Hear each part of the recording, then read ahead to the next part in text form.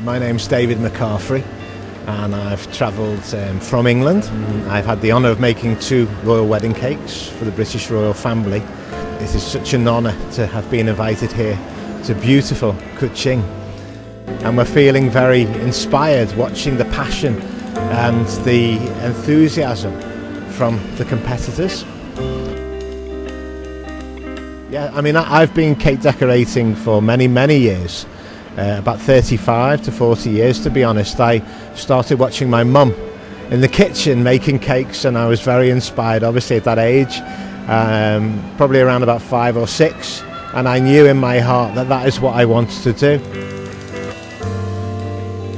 When I was at school, I was the first boy to do cake decorating and baking in the food science class, domestic science it was called back in England.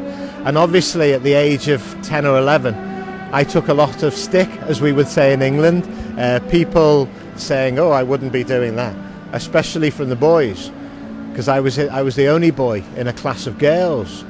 But my heart said this is something I wanted to do, so I had to fight beyond people telling me not to do. Oh, my mum and dad were totally supportive of what I did. So when I left school, I got my qualification in art and my domestic science, and I went on to college where I spent 2.5 years studying bakery and food science. So I learned the technical aspects of creativity as well as the creative side. I think the main thing that I've learned is nothing happens overnight. You really have to be dedicated and have an inner passion, if you like. You've got to follow your heart, and if you have that calling, you have to do it. And along the road you may get criticism, you may get people who may feel intimidated by what you're doing, especially if you're creating something that's new, because people do not like change when they get used to it. So there are many obstacles that you have to face. But if you are that determined and you let your love for what you do shine from within you, you will just carry on.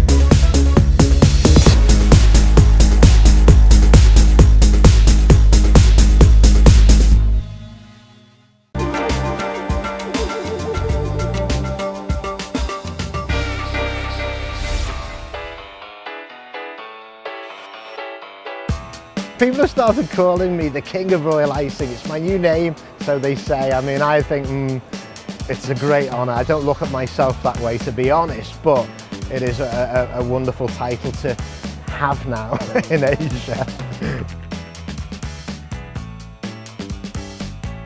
Royal icing, very interestingly, in 1840, Queen Victoria married Prince Albert in Germany, and the records state that she was the first queen to have icing on her cake that was made in a form with the egg whites and the icing sugar. So the name royal was given to it because of its royal connection. Yeah, and from that moment onwards, royal icing was born.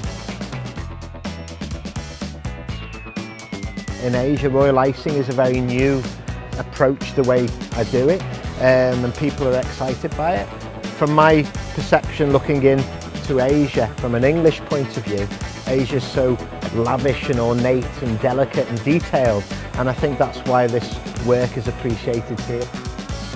With regards to being inspired and getting inspirations, it surrounds us all the time. And I travel a lot around the world, so obviously culturally, country to country, everything is very different.